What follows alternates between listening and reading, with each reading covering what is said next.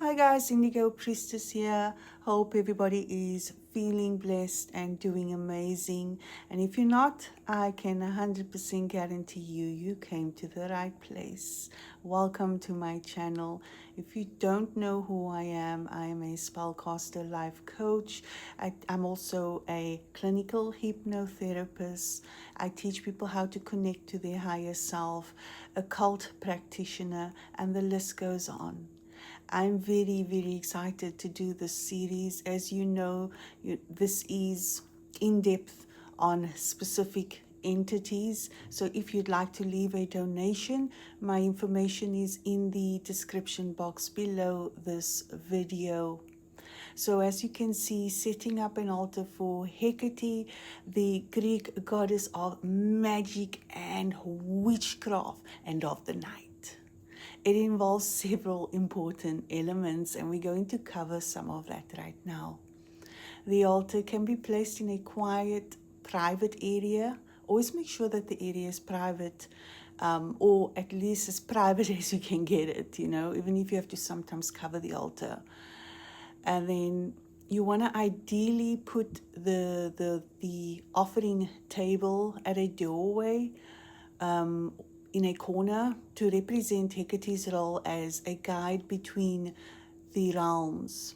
Some practitioners actually prefer to set up outdoors, especially under a full moon or near a crossroads. But this is purely up to you as the individual who desires to connect to them. I just want to give you some, more information and guide on how you can go about it. You can still add a bit of whatever it is you want to add to it to make it personal for you.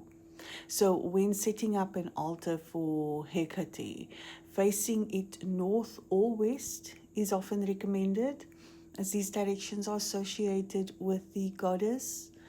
And the best day to set up an altar is during the dark moon. These are the days that are leading to the new moon, or on the night of the new moon. It's purely up to you. So these times are seen as a powerful time for magic and new beginnings. So if you're new to the occult, to becoming a powerful alchemist, this information is very important. And a few items which are amazing for Hecate's offering are honey, bread, and herbs. And you can really add a touch of whatever it is you want to add to the offering table. So candles often used are black, white, and purple. These colors also represent protection and wisdom. And then for your incense, you want to use, incense like myrrh, frankincense, or other earth-based scents to create a sacred atmosphere. Again, this allows you to add a touch of whatever it is you feel you want to put on the offering table, on the altar table.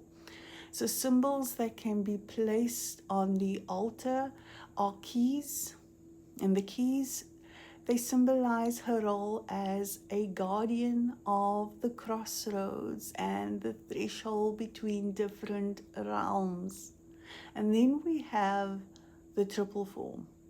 This can be placed on the altar as it represents the maiden, the mother, and the crone. It's a beautiful representation to put on an altar, or to put on a table when you are laying out an offering.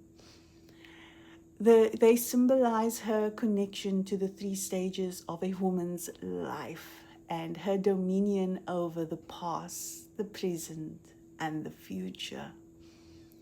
And then we have dogs. If you look closely at my table, you'll see I have a black candle, which is a little doggy. And the dogs are sacred to Hecate and are often associated with her as companions or guides in the underworld. Torches, I know a lot of you know who is used to connecting with goddess Hecate. Torches is often depicted as an illumination, a guide through darkness when she is holding it, and the pursuit of knowledge. So you'll often see little pictures of her holding some form of torch. And now you know why. We have the snake symbol as well. Snakes, they symbolize transformation. So a lot of people will think snakes is this negative thing. No, they symbolize transformation. You dream of a snake in a specific way, well done. It means great change is coming. And, you know, often when we are born, we are told something else about snakes because they don't want us to realize that we're really coming into our power. So the snake symbol symbolizes transformation, healing, and the nature, the cycle, the nature of life, death, which are, you know, themes connected to Hecate.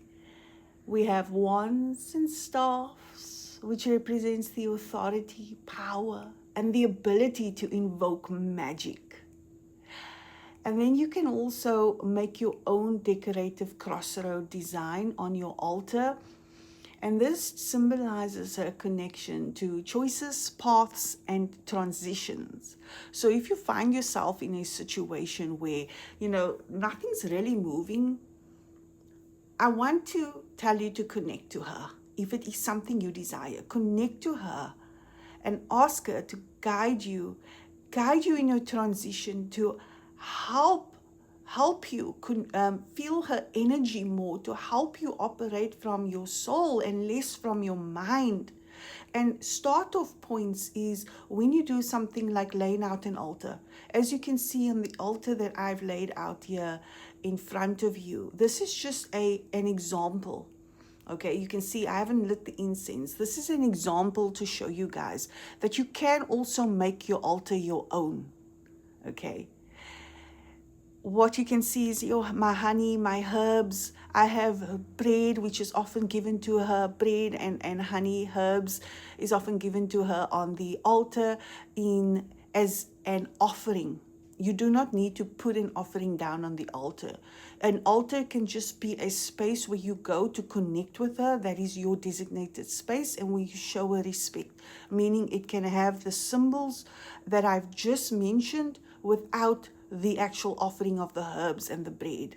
If you want to give an offering, I would say do it on a full moon, or do it if she's done something and you know something profound in your life. Let it be from your heart. Try not to operate so much of like 1, 2, 3 point form. Operate from your heart. So when I make these videos, it's not that you got to do it this way. These videos are guidelines, and you can implement these guidelines into your own practice of what works for you. And that's what it comes down to at the end of the day, because the relationship between you and Hecate is personal. It's a beautiful personal one. And it doesn't matter how you put it together if it is a personal, beautiful relationship. These are guidelines, my sisters and my brothers. And I encourage you to connect to your higher self by connecting to the ancient ones. They have profound information that you can tap into.